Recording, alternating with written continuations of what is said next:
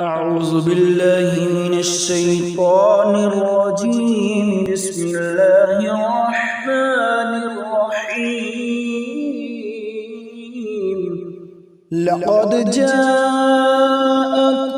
رسول من أنفسكم عزيز عليه ما عنتم حريص عليكم بالمؤمنين رءوف رحيم.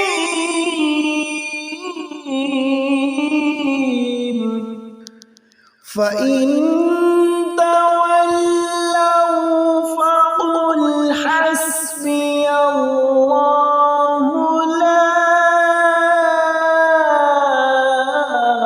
إله إلا هو عليه توكلت وهو رب العرش العظيم.